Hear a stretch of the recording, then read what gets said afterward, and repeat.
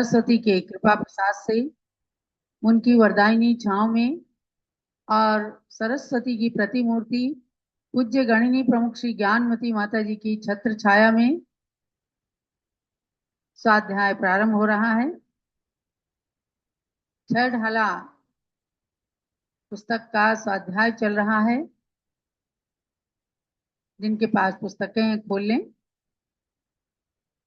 तीन भुवन में सार वीतराग विज्ञानता, शिव स्वरूप शिव का नमः त्रियोग समार के। जय आत्म राम बोलो, जय जय आत्म राम। जय आत्म राम बोलो, जय जय आत्म राम। हर आत्मा में छिपा है भगवान, हर आत्मा में छिपा है भगवान।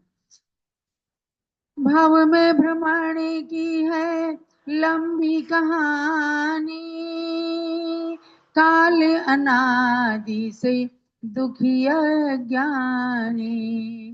काल अनंत निगोद में बिताया, जन्म मरण कर बहु दुख पाया। कैसे बने आत्मा भगवान, कैसे बने आत्मा भगवान। जय आत्म राम बोलो, जय जय आत्म राम। वीतराग विज्ञानता की कहानी संसारी जीव के माध्यम से श्रवण कर रहे हैं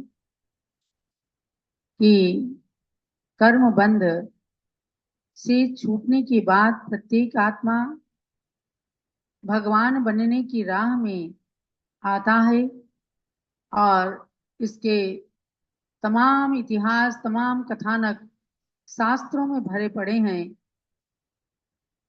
कि जब ये जीव गुरुओं के संबोधन से बोधि लाभ को, तत्व ज्ञान को प्राप्त होता है, तब वीतराग विज्ञानता की ओर अग्रसर होता है। और एक मनुष्य गति ऐसी है कि जिसके द्वारा पूर्ण वीतरागता को प्राप्त करके मोक्ष में जाकर भगवान के रूप में अनंत काल के लिए विराजमान हो जाता है। आप सबने पहली ढाल के अंदर चारों गतियों के दुखों को श्रवण किया और उसके सार में आपने पाया कि तीन लोक के अंदर चार गतियों के माध्यम से 84 लाख योनियों में ये जीव परिभ्रमण करता है सम्यक दर्शन के बिना।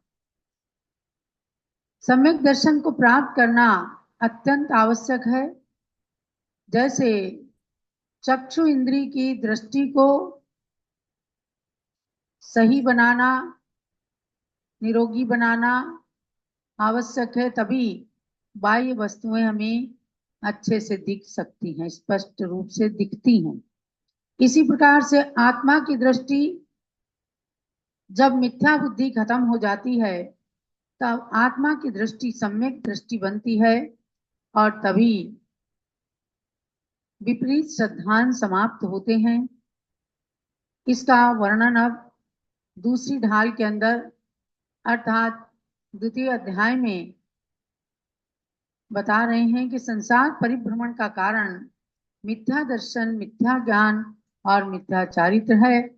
उसमें इस जीव ने अनादिकाल से अविद्या के संस्कारवश जो भगवान के वचनों में श्रद्धान नहीं किया, प्राकृतिक रूप से उसका अश्रद्धान बना रहा, जन्मजात संस्कारों के कारण अज्ञानता में पड़ा रहा, इसी का नाम है अग्रहित मिथ्या दर्शन। ग्रहण नहीं किया, बल्कि पूर्व संस्कार से ही उसके परिणाम मिथ्यात्व रूप रहे, जिससे तत्वों पर, पदार्थों पर श्रद्धान नहीं हो पाया।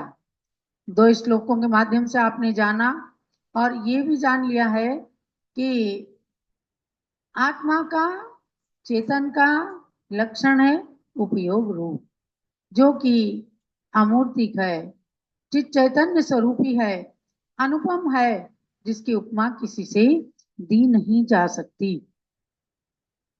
ऐसे आत्म तत्व का सच्चा श्रद्धान कैसे हो, और अब तक जो श्रद्धान मिथ्या दृष्टि ने बना रखा है उसका विपरीत श्रद्धान कैसा है, इसको हम जानते हैं। बुद्धि कल न बुधर्म अधर्म काल, इनते न्यारी है जीव चाल, ताको न जाने विपरीत मान, करी कर देह में निज पिछान। सबसे पहले आपको जानना है कि द्रव्य के दो भेद हैं, जीव और अजीव। जीव की पहचान आपको बता दी, अमूर्तिक है, चैतन्य स्वरूप है, उपयोग रूप लक्षण है जिसका, ऐसा जीव। और अजीव के 5 भेद हैं, उद्गल, धर्म, अधर्म, आकाश और काल। उद्गल जिसके अंदर पूर्ण गलन स्वभाव होता है, जैसे शरीर, प्रत्येक जीव का शरीर बनता है, जर्जर होता है, नष्ट हो जाता है, ये पूर्ण और गलन स्वभावी होने से पुद्गल कहलाता है। पुद्गल अजीव है, लेकिन सारे अजीव जो है पुद्गल नहीं है। तो अजीव का एक भेद है पुद्गल, और धर्म द्रव्य जो जीव और पुद्गल को चलने में सहकारी होता है, बिना बताए उदासीन कारण बनता है, वह धर्म द्रव्य है। अधर्म द्रव्य जो जीव और पुद्गल को ठहरने में सहकारी होता है, जैसे पेड़ की छाया, ऐसा अधर्म द्रव्य है। यहाँ धर्म अधर्म द्रव्य पुण्य और पाप रूप नहीं है, यहाँ काम करने रूप जो द्रव्य हैं उनके बारे में बताया। पुद्गल, धर्म, अधर्म, आकाश, अनंत आकाश है। कमरे के अंदर भी आकाश भरा है। जो आपको ऊपर नीला नीला दिखता है, यह आकाश नहीं है। आकाश अमूर्तिक है, सब जगह आकाश है, यानी जो सबको ठहरने का, रहने का अवकाश देता है, स्थान देता है, उसको कहते आकाश। और काल, घड़ी घंटा को देखते ही हैं कि कैसे सेकंड से मिनट, मिनट से घंटा, घंटे से दिन रात, और दिन रात से सप्ताह, पक्ष, मास, वर्ष, ये सब बन जाते हैं। काल बीतता चला जाता है और पता ही नहीं चलता कब शैशव से बाल अवस्था में आए, बाल अवस्था से युवावस्था में आए, युवावस्था से प्रौढ़ अवस्था में, वृद्ध अवस्था में आए। ये सब काल द्रव्य हमें बताता है।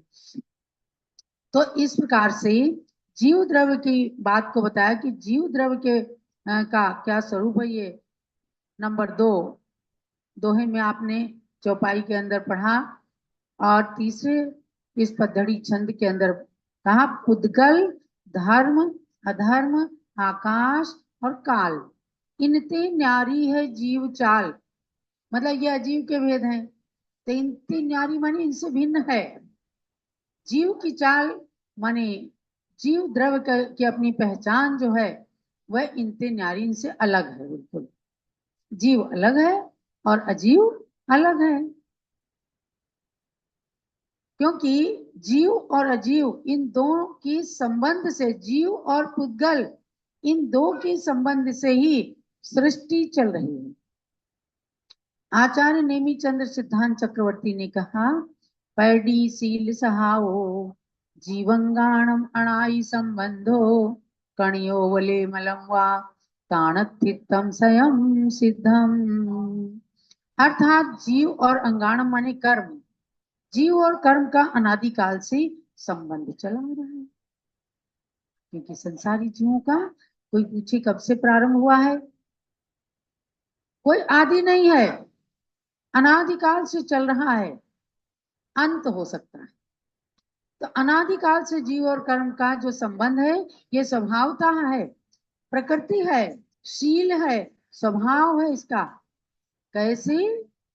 कणियों वले मलम हुआ, जैसे खान से निकला हुआ स्वर्ण पाषाण वह मलिन रहता है,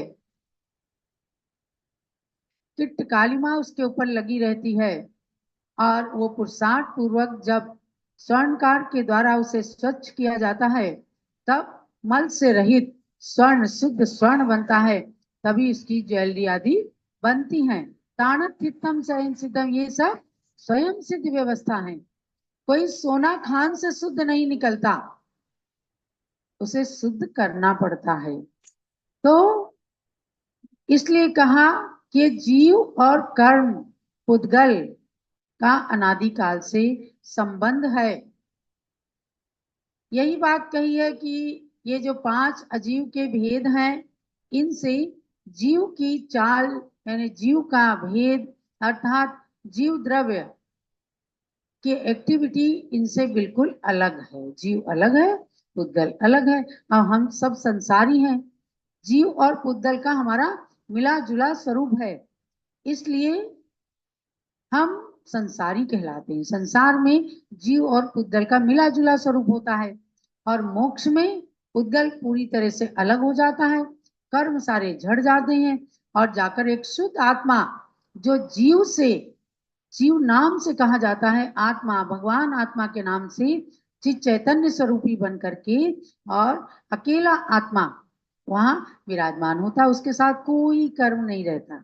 इसलिए कहा कि अगर उसके साथ कर्म लगते तो वैसा हो जाता। इसलिए पुद्गल धर्म अधर्म आकाश और काल से जीव की व्यवस्था बिल्कुल भिन्न है। ताको न जान विपरीत मान, ये तो शास्त्र की बात हुई।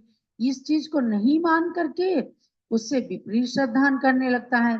कर करई देह में निज बिछान, अपनी देह कोई आत्मा समझने लगता है।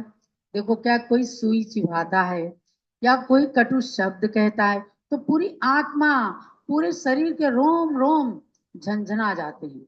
यानी इस समय क्या है, शरीर और आत्मा एक हैं। तो शरीर पर पड़ने वाला जो प्रभाव है, वो आत्मा को भी दूषित कर रहा है। इसलिए हम मानते हैं कि शरीर ही जीव है, लेकिन निश्चय नहीं। यह सिद्धांत क्या कहता है कि हे आत्मन, जीव अलग है और शरीर यानी पुद्गल अलग है। तो कर करही देह में निज बिछान, केवल शरीर में ही आत्मा का अनुभव करने लगते हैं, शरीर के सुख में ही आत्मा के सुख को समझ लेते हैं। लेकिन यही मिथ्या मान्यता है। यानी जीव जो इनसे अलग है, उसको उसी रूप से मानने लगना, ये जीव तत्व के प्रति विपरीत श्रद्धा है। एक बार क्या हुआ कि एक मछली तालाब के अंदर रहती थी, डूबती उतराती, मछली का जीवन ही है जल। तो वहां पर कुछ लोग टहलने के लिए आते थे नदी के किनारे। मछली रोज देखती थी, उसने अपनी धारणा बना ली, जो जल के ऊपर प्रतिबिंब पड़ता था तो उल्टा पड़ता था। जो लोग घूमते थे उनके पैर ऊपर दिखते थे और सिर नीचे होता था। तो मछली ने अपनी धारणा बना ली कि मनुष्य कैसा होता है, जिसके पैर ऊपर हो और सिर नीचे हो, क्योंकि उसने पानी के अंदर उनका प्रतिबिंब जो देखा वो उल्टा पड़ रहा था, और उस उल्टे बिंब को देखकर उसने अपनी धारणा ऐसी बना ली। दूसरी मछली ने कहा, नहीं, तुम गलत हो, मनुष्य का तो सिर ऊपर होता है और पैर नीचे रहते, दोनों में झगड़ा हुआ। बोले चलो अच्छा, सतह पर चल के देखते हैं। और जब सतह पे आए तो देखते हैं कि वहां जो लोग घूम रहे हैं वास्तव में उनका सिर ऊपर और पैर नीचे है। मनुष्य ऐसा होता है, एक नहीं अनेक मनुष्यों को उसने देखा। तब जा करके उस मछली का जो मनुष्य के प्रति विपरीत विश्वास था, श्रद्धान था, वह समाप्त हो गया, क्योंकि उसने अपनी आंखों से सच्चा स्वरूप देख लिया खड़े हुए मनुष्य का, कि वास्तव में सिर ऊपर होता है और पैर नीचे होते हैं।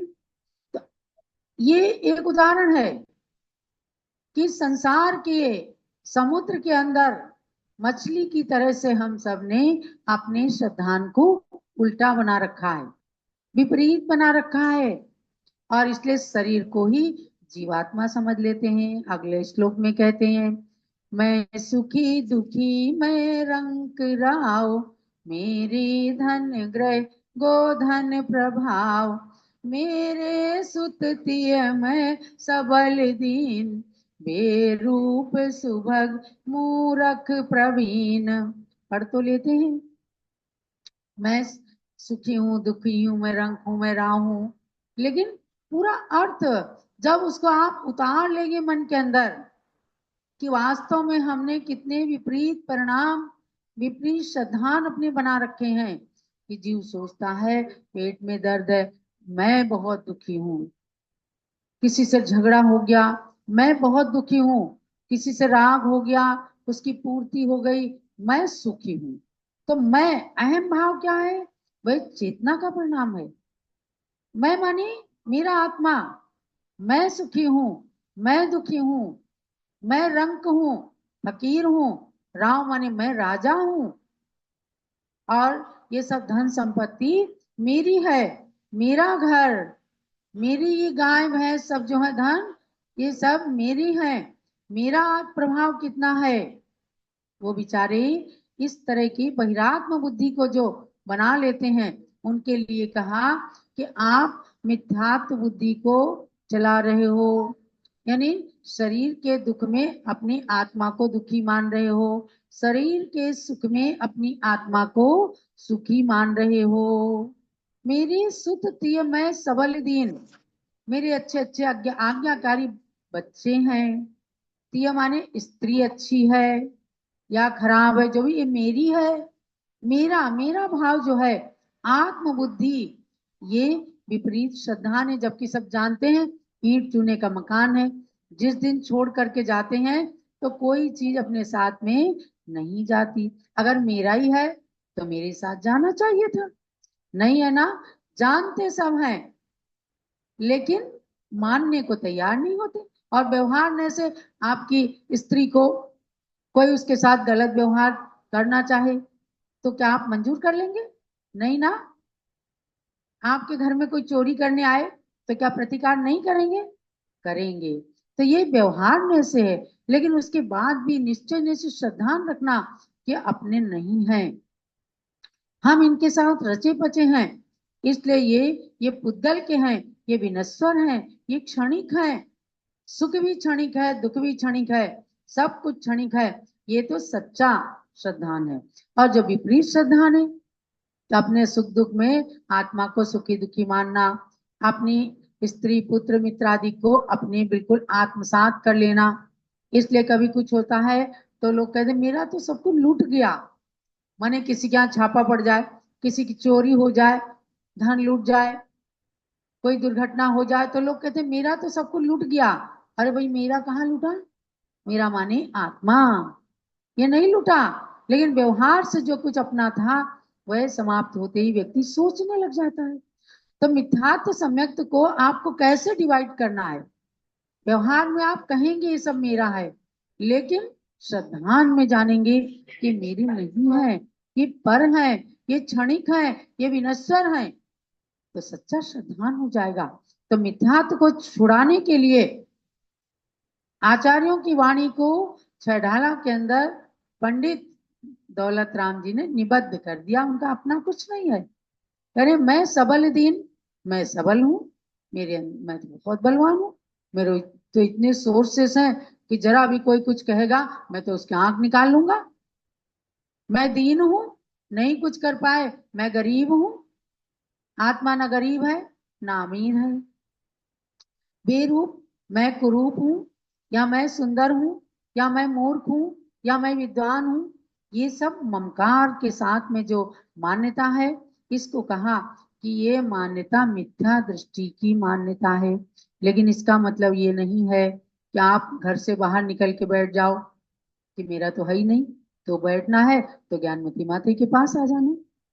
व्यवहार में ही सबको, अब भाई हमारे पास भी पिच्छी कमंडल शास्त्र हैं, हमारे गुरु हैं, गुरु के शिष्य हैं, तो उनको भी अपना व्यवहार में कहेंगे, पर उनका श्रद्धान अपना होगा। भाई क्या है कि एक महिला जो है सुंदर सुंदर सी नथ बनवा करके मंदिर जाती है, एक दिन, दो दिन, तीन दिन, बार बार अपने नाक को स्पर्श करती है। कोई पूछेगा कि बड़ी अच्छी नथ बनी है। आखिर उसने, जब किसी ने नहीं पूछा, तो सामने खड़े होकर के कहने लग गई, क्यों बहन, मेरी नथ सुंदर बनी है ना? पास में एक पंडित जी थे, बोले हाँ। बोले इतनी सारी पैसे हमने खर्चा किए, तब जा करके ये नथ बनवाई, अपने नथ की सुंदरता की प्रशंसा पाने के लिए। तो पंडित जी क्या कहते हैं, अरे मूर्ख, ये तो सोच कि इस नथ को बनाया किसने है। तूने इस नथ की प्रशंसा की पुल तो बांध लिए, लेकिन तू मूल में नहीं गई कि सुंदर नथ को किसने बनाया, कौन से स्वर्णकार ने बनाया। हाँ अच्छा, बोले ठीक है। तो ऐसी भूल का परिज्ञान हमें हमारे आचार्यगण और ये पंक्तियां हमें कराती हैं कि हमने जो कुछ विपरीत मान्यताएं बना रखी, हम सोचे कि कर्मों ने हमें सुख दिया है, कर्मों ने ही तो हमें दुख दिया है। वरना फिर क्या होता है, अपनी करनी आप करे सिर औरन के धरता। खुद करेंगे और कहेंगे इसने मुझे गाली दे दी, इसने मुझे सताया है, मैं भी इसको सताऊंगा। तो ये सब मिथ्या बुद्धि है। इसलिए व्यवहारिक संसार के अंदर भी रहते हुए, सृष्टि का संचालन करते हुए भी, इसलिए आपको, हमको संबोधन दिया गया, आप संसार के अंदर बहिरात्मा बन करके ना रहें। जो जिनेन्द्र भगवान ने सात तत्वों को, नौ पदार्थों को, छह द्रव्यों को, पांच अस्थिकायों को कहा है, जो जीव का स्वरूप कहा है, उसको असलियत में मानो, उसके प्रति विपरीत श्रद्धा मत रखो। और इन सभी जो पुद्गल की अवस्थाएं हैं, इनको आत्मा की अवस्थाएं मानना, ये जीव तत्व की विपरीत मान्यता, विपरीत श्रद्धान है। बस मिथ्या तो यही तो है। भाई मिथ्या का मतलब ही क्या है, झूठ बोलना, झूठ जानना। तो जो सच्ची चीज है उसके स्वरूप को ना जान करके दूध को कोई दही कह दे, तो कहेंगे सच, ठीक ठीक तो दूध रखा है। तो ऐसी मान्यताएं, विपरीत श्रद्धा वाली, ये मिथ्या मान्यताएं हैं। इसलिए इस दूसरे अध्याय के माध्यम से, पहले अध्याय में तो चार गतियों के स्वरूप को कहा, उसके बाद में इस मनुष्य गति को ही, मनुष्य गति में जन्म लेने वाले प्राणियों को ही संबोधन दिया है कि हे भव्यात्मन, यदि तुझे अन्य तीन गतियों में परिभ्रमण करके अपने संसार को नहीं बढ़ाना है, अब तुझे इन सब बातों का चिंतन करना है। संसार में रह करके भी, सबके बीच में रह करके भी, व्यवहारिकता का पालन करते हुए भी, इन सब चीजों को क्षणिक समझते हुए अपनी मान्यता को सत्य मान्यता के रूप में करके और सम्यक दृष्टि बनना है। यही आज के स्वाध्याय का सार समझना। जावाणी के ज्ञान ते सूझे लोकालोक, सोवाणी मस्तक चढ़ो सदा देता हूँ दो। हे जिनवाणी भारती तो जपू दिन रैन, जो तेरी शरणा गहे सो पावे सुख चैन। चलो।